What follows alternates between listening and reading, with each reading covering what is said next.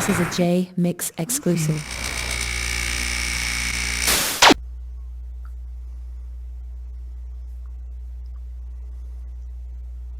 Also, too, hey, if it's the first time on the show, just jot down in the comments first time, and let us know that you're chiming in so that we can say hello, because sometimes we run past people and comments hit so fast we don't know whether or not you've been on the show before or not. So, drop in first time if you're putting something up there. So.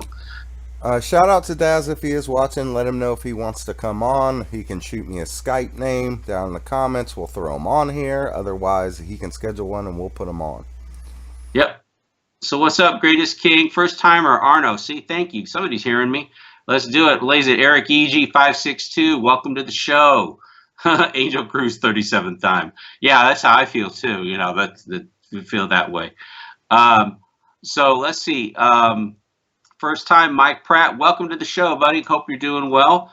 Brandon Lee, first time on live chat. I love it. Channel Zero TV. Yes. Well, we have our descending crew too. Mike Pratt, Tupac Nation, first time. Brandon Lee, Billy Del Rey. Welcome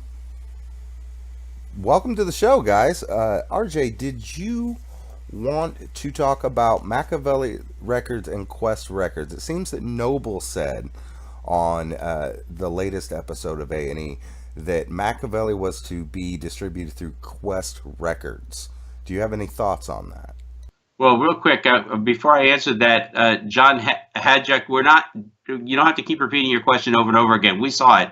We will get to it, but it's actually a pretty big question, so we'll bounce it in a minute. No problem. We won't forget about you, buddy. Okay, Makaveli Records. What's interesting about Makaveli Records, and I talked with Tracy Robinson a lot about this, Makaveli Records may or may not have been distributed by Death Row Records as a sub-label. That's what I've heard. This whole thing about Qwest Records, I don't know about you, Jesse, I've never heard that before. Had you heard anything about that, about Quincy Jones thing? Being everything that Tupac said about Quincy Jones, I kind of find it a little unlikely that he'd be turning around and in doing that. But then again, he was hooking up with Kadada Jones. So is there a possibility that they may have kind of buried the proverbial hatchet and started a record label together? I guess, but you would have thought you would have heard that by now, that Makaveli Records was going to be through Qwest. You would have heard that by now. Well, I asked Noble in our interview about Makaveli Records, and I believe he told me that it was going to be through Death Row. I'm pretty sure he never brought up Qwest Records. But, people's stories change, and as time goes on, maybe things clarify. I don't know, but I can tell you this. I mean, this is the whole thing about this Makaveli Records. I've talked to Tracy Robinson about this for a while. Whether or not Makaveli Records was going to be under Death Row Records and that.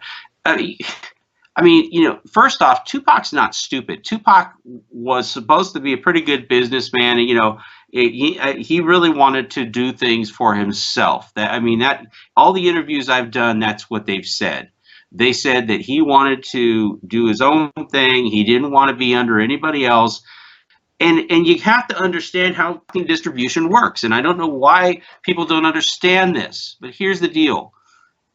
Death Row Records was under Interscope Records. So Tupac makes a Death Row Records album. Before Death Row Records sees a dime, Interscope Record takes their cut. It's like a pie. You've got 4 or 5 pieces in the pie. So Interscope Records takes a piece of the pie. Now there's the pie minus 1 slice. Now Death Row Records goes there before Tupac gets paid. Death Row Records is going to take their slice out. Now you got a pie minus 2 slices. Okay?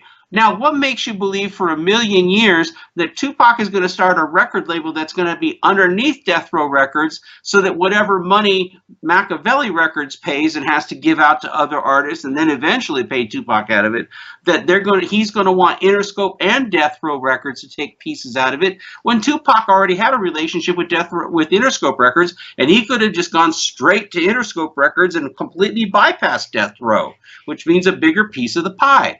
How does anybody sit there and say that that makes any sense, that he would be willing to be third string down and have all these other people take money, that he's really the guy making it, he's really the guy doing the work, and especially if he's going to do his own record label, he's fronting the cost for it? Why does that make any sense that he would be third tier, third seat? when he could have a direct relationship with Interscope Records. The thing about Qwest almost makes a little bit more sense being under Quincy Jones' album, but then again, even then, he's still taking kind of a third seat place.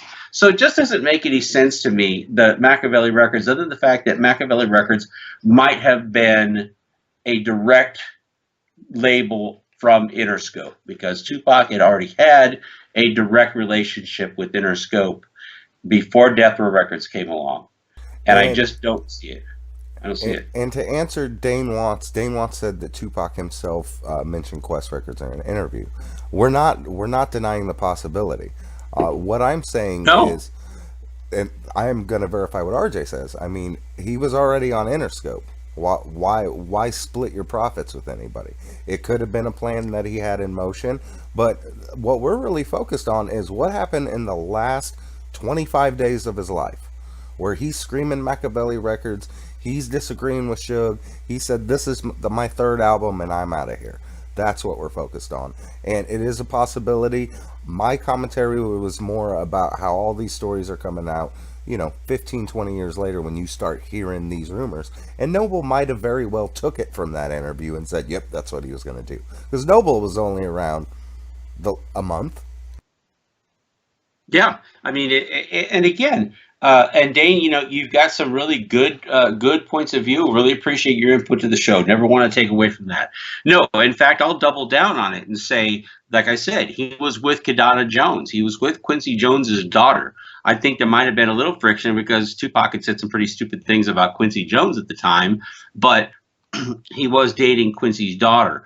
And it kind of makes sense if your daughter is, gonna get married or in a relationship with this big rap artist guy, that maybe you should produce him or maybe you should make him a deal, because at least that way you can assert some sort of control or some sort of monitoring of the situation. I mean, I wished I had known about Qwest Records. I hadn't personally heard that.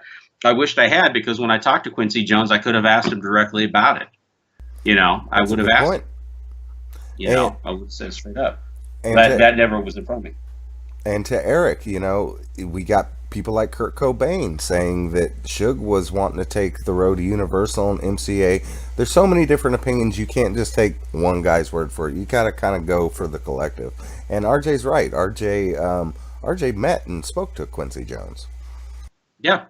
And there's pictures to prove it. Third's right. Death Row was a label with distribution through Interscope. That is absolutely right. And Death Row owned its own masters. And it owned its masters of its artists as well, which caused a great deal of headache later. So good point, Third. Good point. To answer Channel Zero TV, so you guys actually think that they killed Pac because he wanted to leave? Laugh out loud. No, we don't. No, at least I don't. We're commenting. Thank you for coming to the show late. We actually started this show by talking about the A&E special. This is what we've been commenting on, is the A&E show and their story about the theory that Tupac was killed because he wanted to leave Death Row Records. So that's what that's all about. So no, we're not saying that. We're just commenting on what the A&E show said. But we had other things that we wanted to move on to. Did we talk the A&E show out at this point? I believe so. It's your floor. What topics did you want to discuss? We can go Eugene Deal. We can talk about the Outlaws. We can talk more about Kevin Lewis. It's whatever you'd like. Well, let's talk about. I'll keep the comments about the Outlaws short. Okay, listen, I'm not on a particular rant about the Outlaws, other than to say this. When you have an influencing, you have one of the best support teams around. You've got Tupac, you've got his name, his image, you've got his family, who are arguably behind you to some degree or another. Castro was, Gene Cox's son. I mean, clearly close family ties together. And you can't make something out of that. You can't capitalize on that to really make something of yourself.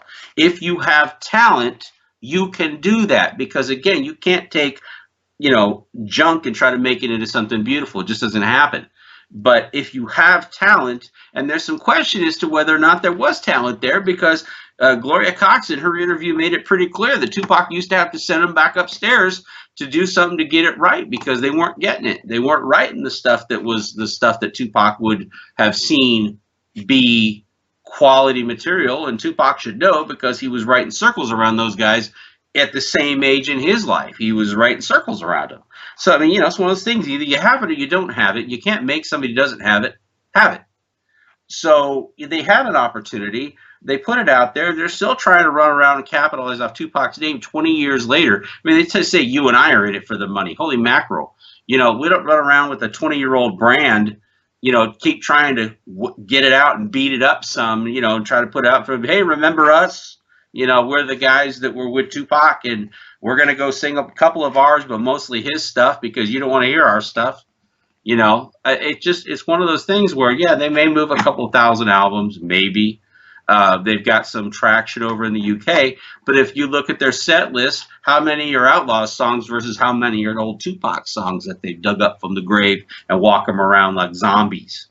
Okay, and that's all I got to say about that. So that's what my that's my take on the Outlaws. I mean, you know, I'm just kind of getting tired of the A&E show and the Fox show and all that. They keep trotting out all these people who haven't done anything. Okay, cops who haven't solved cases, rappers who haven't made hit records, and they're treating these people like they're subject matter experts. I'm sorry, I hate to, you know, paraphrase people, but I kind of like my rappers successful. Okay, and I will say this about Daz. Okay, Daz got paid. Daz had to drag it out of him to get paid, and he had to do some things to try to get paid. That's because Daz had talent. That's what I was going to say. Daz was talented. Daz had some shit he had to offer. He was talented, and Daz was able to do stuff after Death Row and continue to make hit records with people after Death Row. Again, make hit records. That's important. And he was able to do that. So shout out to Daz for that. I will give him major props for that, because compared to some of these other has-beens who haven't been able to do anything, haven't been able to put anything out because they don't have the talent, they go out there and they talk about what could have been and what was.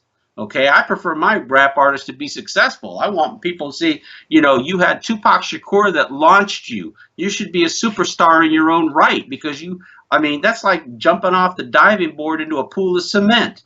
Okay, you got the greatest takeoff in the world and you crash. Okay, so, you know, and 20 years later, they're on the incarnation of all this stuff. So again, that's about the Outlaws. You don't want to put that out there because it's just, I'm so sick of it. I'm so sick of the Tupac community being polluted by a bunch of people that, you know, if it's, now listen, now I'll give you a good comparison. Look at Layla Steinberg, for example. Layla Steinberg is out there doing it all the time. She's out there working with the inner city youth. She's out there working with kids that are in prison. She's out there working with people that really need a positive influence in their life. And she's working with these kids like she's done from the very, very beginning. She doesn't measure her success on anything other than the influence that she has on other people's lives and the positive impact that she has on other people's lives. And I got mad respect for that. Okay. Bottom line, she's not doing that. But see, she goes off and does her own thing, and she's still successful doing what she does. Tracy Robinson, same thing. Successful doing what she does. She didn't hit a dead end because Tupac died. She didn't hit a dead end. She didn't stop when Tupac died. Okay, they kept going and they kept doing their thing. H.R. Gregory, same way, didn't stop when Tupac died. Put other things out. Shock G, put other things out. Well, these guys, and they released a couple albums that, you know, kamikazes, and that's it. And speaking of people that did their own thing, look at Gonzo. Gonzo had his verses removed from almost every Tupac track, and he just kept it moving, kept putting out albums.